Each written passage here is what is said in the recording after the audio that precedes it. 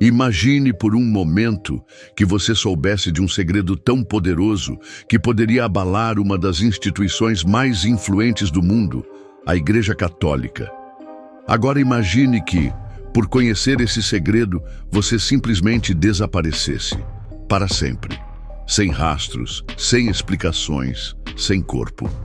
Esta é a história de Emanuela Orlandi, uma adolescente de 15 anos, que em uma tarde comum de junho de 1983 saiu para uma aula de música e entrou para a história como um dos mistérios mais perturbadores já registrados. O que aconteceu com ela, que chegou a virar filme na Netflix, não é apenas um caso de desaparecimento. É uma janela para os segredos mais sombrios do Vaticano, que permanece selado há mais de 40 anos. Emanuela Orlandi nasceu em 14 de janeiro de 1968, filha de Ercole Orlandi, um importante funcionário do Vaticano que trabalhava na Casa Papal, e Maria Pesano. A família vivia dentro dos muros fortificados da cidade do Vaticano, um privilégio concedido apenas aos funcionários mais próximos da Santa Sé. Para Emanuela e seus irmãos, o Vaticano não era apenas um local de trabalho, mas literalmente seu lar. Ela tinha aulas de flauta 3 vezes por semana na Igreja Católica Santa Apollinare Opus Dei, perto da Piazza Navona, em Roma. Era uma adolescente comum, com sonhos e aspirações normais para sua idade. Mas sua proximidade com o centro do poder católico mundial a colocaria no centro de uma trama que envolveria terrorismo internacional, crime organizado e os segredos mais bem guardados do Vaticano. A tarde de 22 de junho de 1983 começou como qualquer outra. Emanuela se despediu de sua família e partiu para sua aula de música. Segundo relatos, um homem teria se aproximado dela propondo participação em um evento promocional, permanecendo à espera de uma resposta até o término das aulas. Essa seria a última vez que alguém a veria. Quando Emanuela não retornou para casa naquela noite, os pais, desesperados, ligaram para o diretor da escola, que disse não ter informações sobre a garota. O que se seguiu foram dias de angústia que se transformariam em décadas de mistério. Nos dias seguintes, a família recebeu alguns telefonemas afirmando ter visto uma jovem com as mesmas características da menina, mas se chamando Bárbara. De acordo com os telefonemas, Bárbara disse que estava fugindo de casa, mas que voltaria para o casamento da irmã. Eram pistas falsas que apenas aumentavam o desespero da família.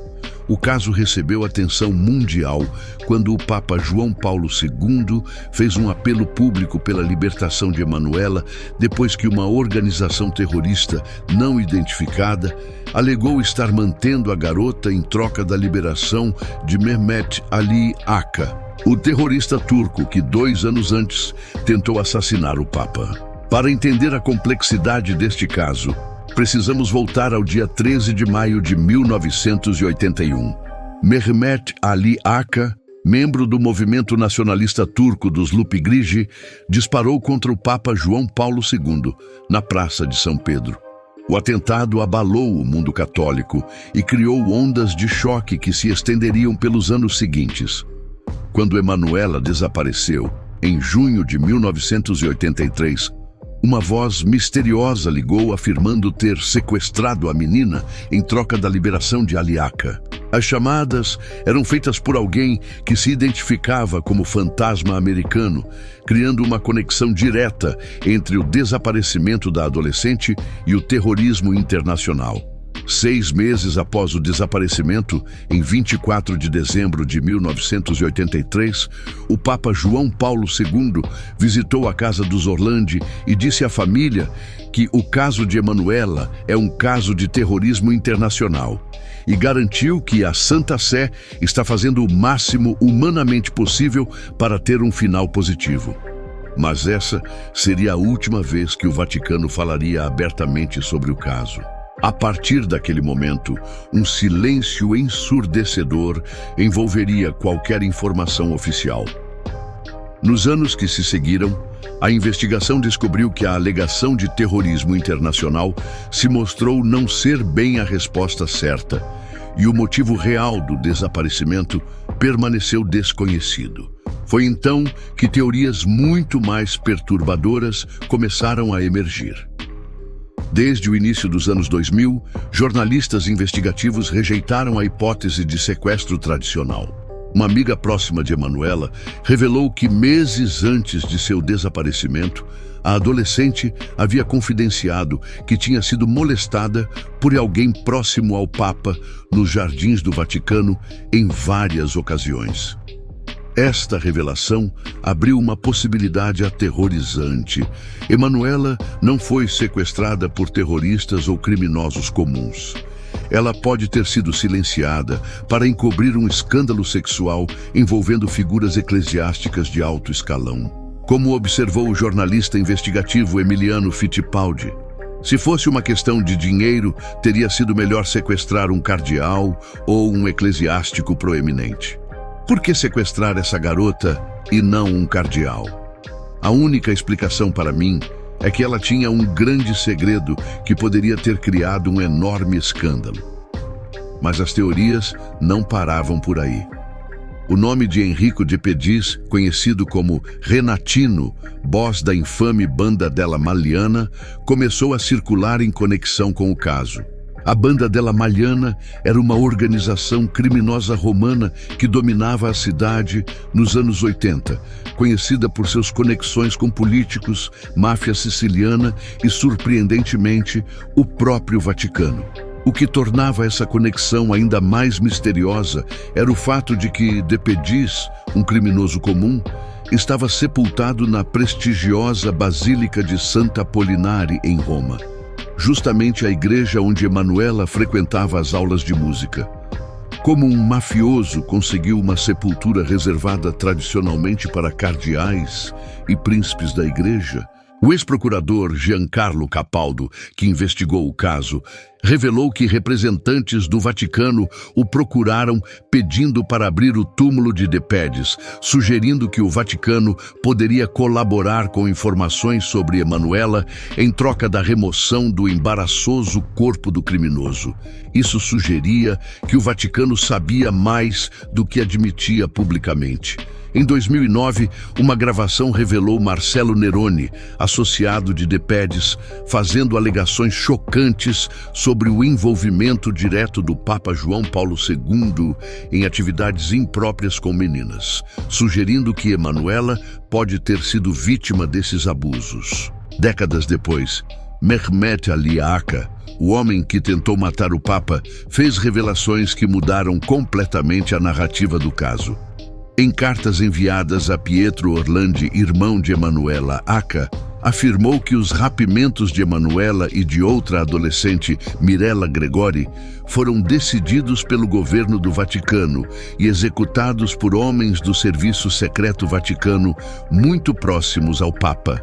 Segundo Aka, a negociação pública e o empenho nas buscas eram apenas uma encenação bem orquestrada por poucos altos prelados operando dentro dos serviços vaticanos. Mais chocante ainda, ele afirmou que Emanuela está viva e está bem há 36 anos.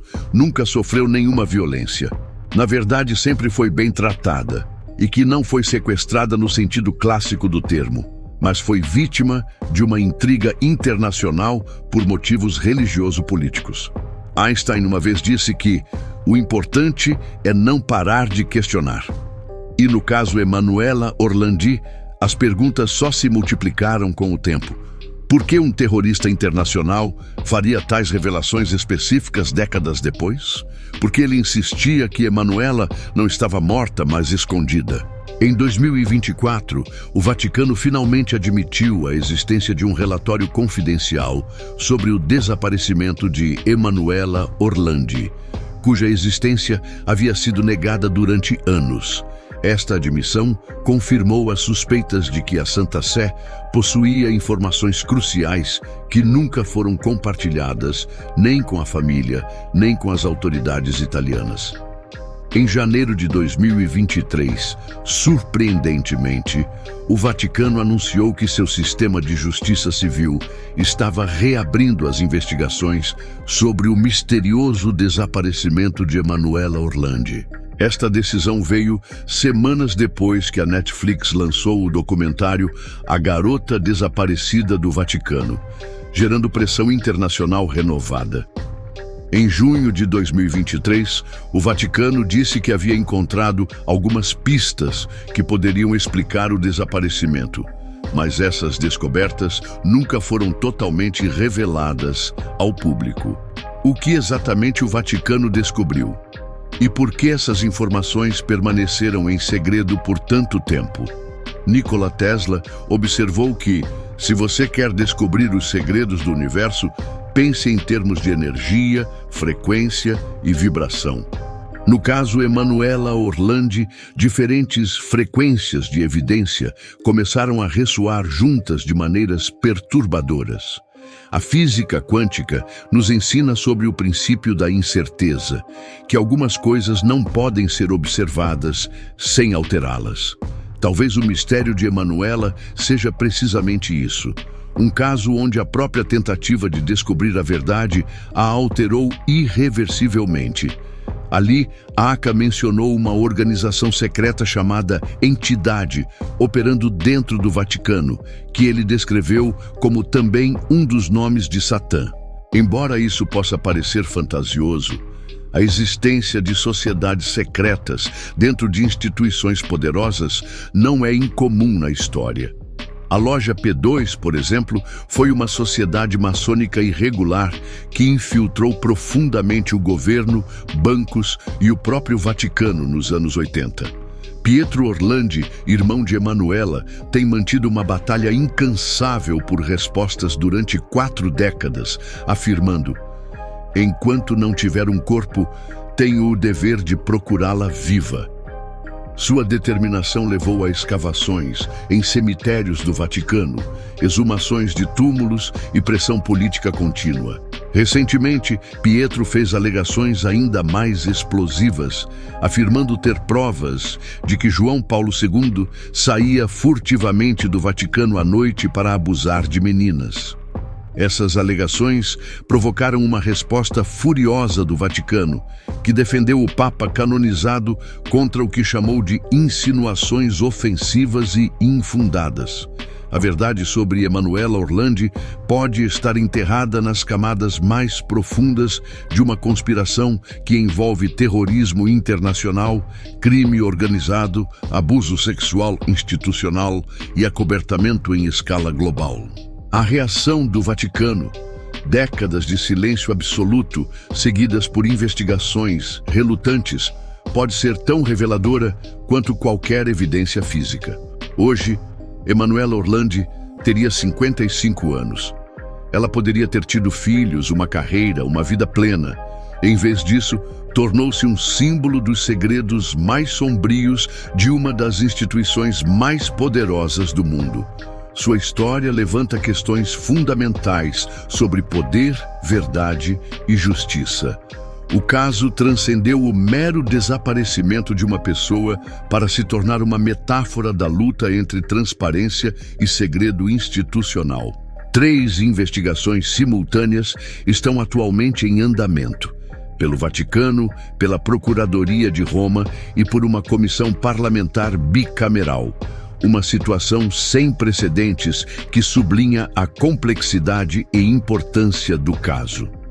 A resposta do destino de Emanuela pode estar escondida nos arquivos secretos do Vaticano, nos depoimentos nunca revelados de criminosos mortos há décadas, ou nas memórias fragmentadas de testemunhas que têm medo demais para falar.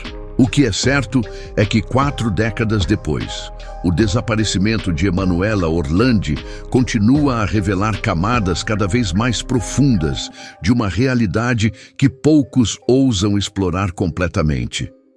A busca pela verdade sobre Emanuela Orlandi não é apenas sobre uma família que perdeu uma filha.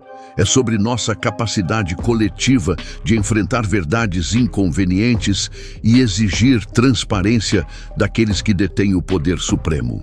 E enquanto essas perguntas permanecerem sem resposta, o fantasma de uma adolescente de 15 anos continuará a assombrar não apenas o Vaticano, mas nossa compreensão sobre até onde algumas instituições irão para proteger seus segredos mais escuros. E se você gostou desse conteúdo, já está na hora de começar a nos seguir aqui no canal. É só clicar no botão abaixo para se inscrever e ficar por dentro de tudo o que acontece de curioso ao redor do mundo. Agora, fique com esse próximo vídeo que está aqui na tela. Nos vemos lá!